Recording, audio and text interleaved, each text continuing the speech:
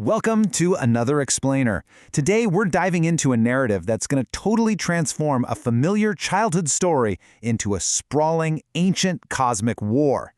You know the Sunday school version of Noah's Ark, right? But when we pull in ancient texts like the Book of Enoch, a much darker, way more epic reality surfaces from those floodwaters. So let's just jump right in and uncover the real hidden history of the antediluvian world. We've all heard the Genesis account of Noah, the animals lining up two by two, the rising waters. It's one of those stories we think we know inside and out. But you know, familiarity can be kind of misleading. Today, we're going to explore the unsettling, hidden details of the terrifying beings left behind outside that wooden structure when those massive doors finally closed. Genesis actually gives us this incredibly brief, honestly kind of spooky mention right before the flood narrative kicks off. Quote, "There were giants on the earth in those days." It's almost stated with this weird reluctance, followed by a silence that really makes you wonder. But the Book of Enoch, it doesn't stay silent. It fills in the blanks, providing the heavy, devastating history of who these giants actually were and what they ultimately became. Section 1. The Watchers and the Nephilim. Now, to really understand what Noah witnessed, we have to look centuries before the first drop of rain ever fell. We're talking about a deliberate, catastrophic rebellion against the divine order itself. The Book of Enoch explains that this whole tragedy started with the Watchers. These were 200 immortal celestial beings who descended upon Mount Hermon. They crossed a forbidden boundary, something divine beings were never supposed to do, and they rebelled by taking human wives. Because of this, they brought forth a new, highly dangerous offspring that physical creation was literally never meant to hold. Just look at the profound contrast here. On one side, you have humans, natural creations, bound to the earth, possessing a standard mortal lineage. But on the other side, the Nephilim. These were completely unnatural hybrids. They were fused with both immortal spirit and mortal flesh. They represented this absolute, gaping wound in the fabric of creation. Basically, there were beings trapped between two worlds, and they unleashed a totally uncontainable horror upon the earth. And man, that horror led to the earth's complete corruption.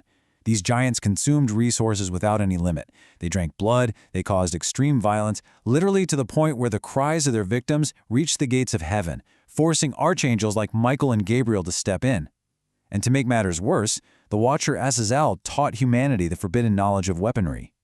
The Book of Jubilees even points out that this corruption extended all the way to the animal kingdom. The angels reported this massive spiritual crisis to God, which perfectly highlights why Noah, who is described as tamim or having an unblemished lineage, was chosen as the sole survivor. Section 2. The Tragedy of the Giants. Even though they were this terrifying corruption of nature, the ancient text suggests the Nephilim weren't entirely clueless about their approaching doom. We can actually track this escalation. It starts with the Watchers' rebellion, which sparks the great corruption where all flesh is violated. But then, as Noah's out there preaching and building this massive wooden boat under a perfectly clear blue sky, the giants start having these ominous dreams of water and fire. So the impending destruction of the Great Flood was already being signaled to them. According to the Book of Giants, which was found among the Dead Sea Scrolls, the terror actually started in their sleep.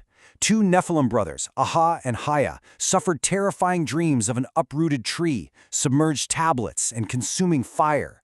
You see, the body can be incredibly strong, but the spirit can tremble deep within its marrow. These visions were so horrifying that they actually sent messengers to the imprisoned Enoch, desperately seeking an interpretation for disaster they ultimately wouldn't survive. This perfectly illustrates the tragic reality of their situation. When the fountains of the great deep finally broke open and the waters surged, the terrified giants discovered a hard truth. Their immense physical strength meant absolutely nothing against the rising tide. Rabbinic traditions describe this incredibly haunting scene. Picture this: the doomed giants clinging to the outside of the ark, pounding on its wooden walls, desperately begging Noah for a mercy they simply could not receive. Section 3. Origin of Ancient Demons. So the flood successfully eliminated the physical bodies of the hungry Nephilim who had gone way too far. But it didn't resolve the underlying spiritual catastrophe at its core. Because they were born of both immortal spirit and mortal flesh, their spirits had no designated path in the afterlife, like a normal human would. So, step 3, stranded. These disembodied spirits were forced to wander the earth aimlessly, trapped in absolute despair. And here's where it gets wild. Chapter 15 of the Book of Enoch drops a massive revelation. God explains to Enoch that these wandering, desperate, disembodied entities are the direct origin of what the ancient world called demons. They are constantly seeking a physical vessel to inhabit once again, basically craving the physical world they lost in the floodwaters. Now, while the spirits of their hybrid children were left wandering the earth, the rebellious Watcher Fathers faced their own strict justice. Escaping divine judgment was impossible. Archangel Raphael bound Azazel in a desert pit, covering him with rough, sharp rocks. Meanwhile, Archangel Michael imprisoned the rest of the Watchers in the earth's deepest valleys, trapping them in stone and absolute darkness until the day of final judgment. Their fate was entirely sealed. Section 4. The Unending Cosmic War. Now, if you thought the flood washed the world completely clean forever, well, the ancient texts strongly suggest that this was really only the first major battle in an ongoing war spanning centuries. Which brings us to a question almost no one dares to ask. If the flood wiped out the Nephilim, why do giants pop up again? Genesis notes that giants existed and also afterward. And the Book of Numbers records Israelite spies returning from Canaan completely terrified, claiming they saw the descendants of Enoch, which made them feel like literal grasshoppers. So how did this happen?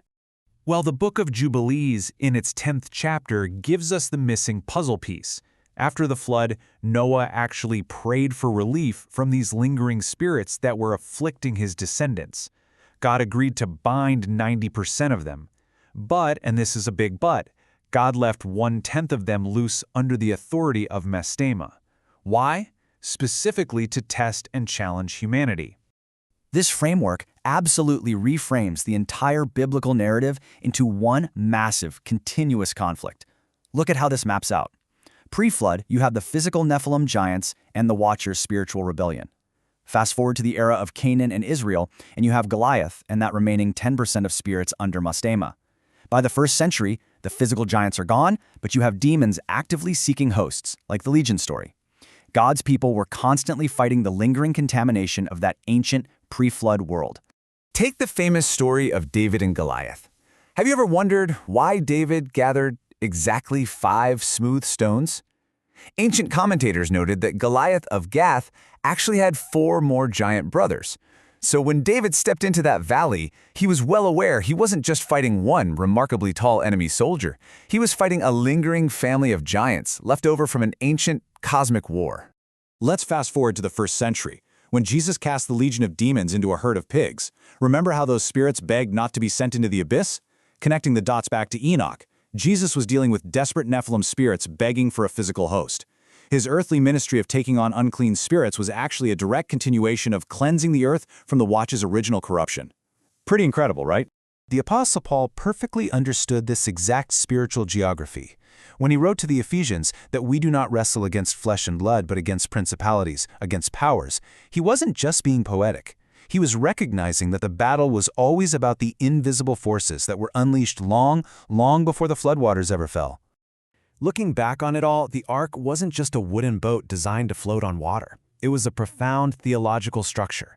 It physically divided those inside God's mercy from the fundamentally corrupted world outside. That image of the closed door is such a timeless lesson about the absolute certainty of divine judgment. The creatures outside had decades of warnings while Noah swung his hammer, but eventually the door closes. Let's quickly review the key takeaways from this ancient lore. First, Noah's flood was a targeted physical extermination of corruption. The Nephilim were tragic, terrifying flesh and spirit hybrids.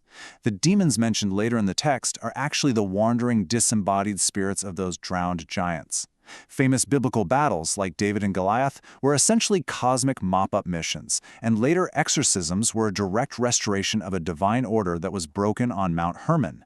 By reading between the lines using Enoch and Jubilees, a simple morality tale transforms into this epic, ongoing restoration of a broken creation. So I want to leave you with this question. How does knowing this hidden cosmic history change the way you view the ancient world and the stories you thought you knew? The scriptures often keep silent between the lines. But once you see this hidden spiritual framework and trace it through the history we've explored today, you can truly never read these ancient accounts the same way again. Thanks for joining me on this explainer, and keep questioning what lies beneath the surface.